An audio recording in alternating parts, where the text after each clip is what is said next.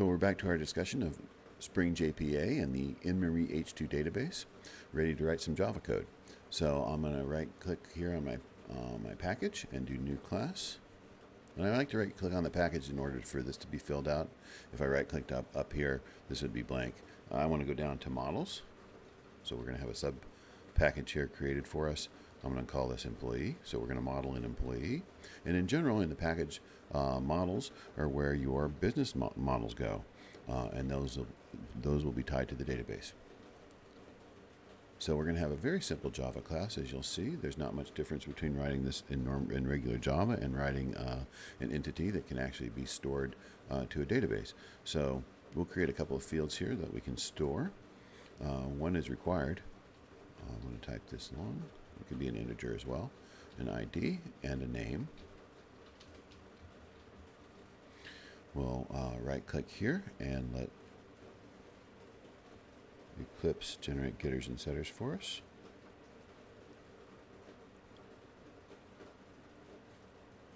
So far, so good. Pretty standard Java. We need to add a couple of annotations here. I'll add an annotation at entity.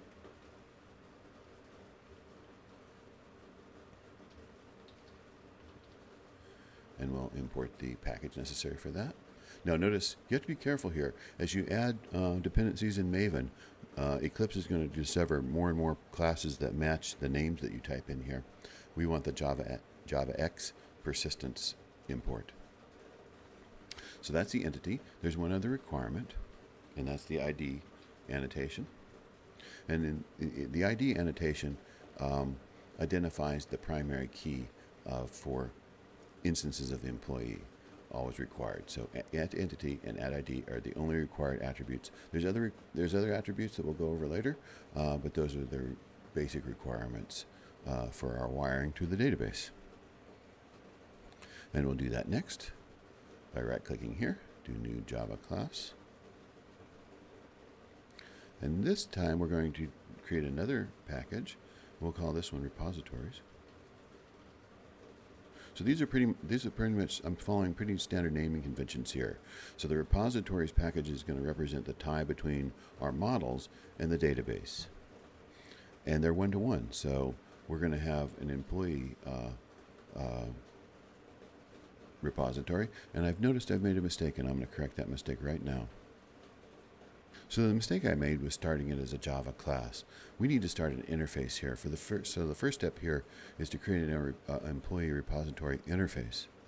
Now it's going to use another interface. It's the JPA repository. Yours probably won't pop up right away because you haven't used it yet. So you type in JPAR until you get a match for JPA repository. So you're an interface then that extends another interface, the JPA repository. Now our tooling just put in some fill in the blanks here for us to complete here, and we need to put the data type here that we're storing in the repository employee. And of course we need to import this. If we right click here, click, oops.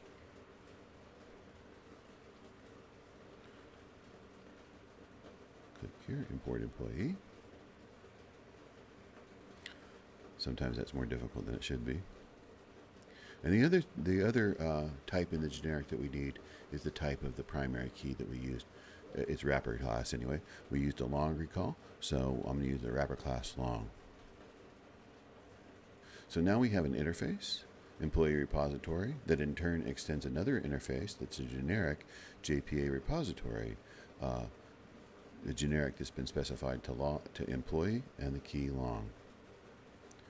And normally the next step is to implement the interface, but Spring Data JPA will implement the interface for us. It knows enough now to tie the employee to the repository. It will actually create that class for us on the fly that will implement this interface. So the next thing I'm going to do is add a unit test to test the wiring of this, the creation and saving of employee to the in-memory H2 database. Now an in-memory database, I should note, is not a production database, of course. It's in memory. It works like a relational database, so it's good for testing purposes, but it's in memory, so it doesn't persist when the server restarts. The data that's in the in-memory database is also flushed, so it's not like a persistent store, but good for testing, and that's what we'll see. So to our unit tests, I've added the method called test employee saved and gotten all the imports worked out.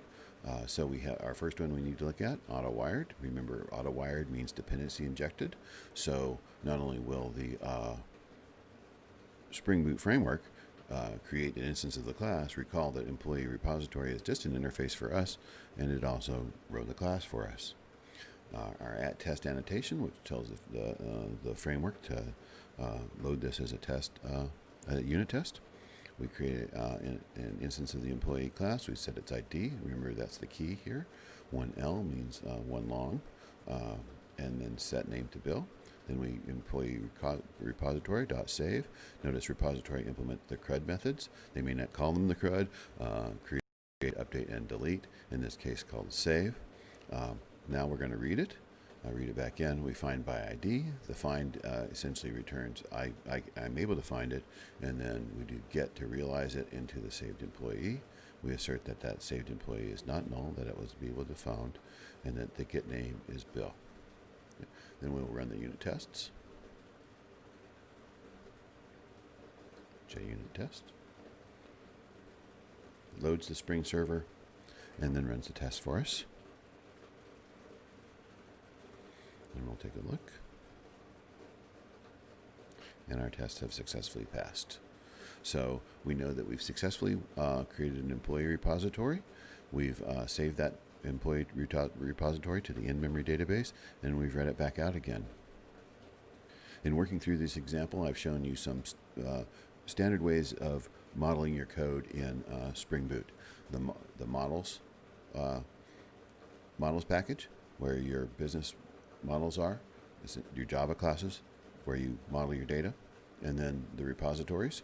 There'll be some other packages that we'll see as we work through this, but models and repositories are two major ones for saving information to a database. Notice that there's pretty much one-to-one.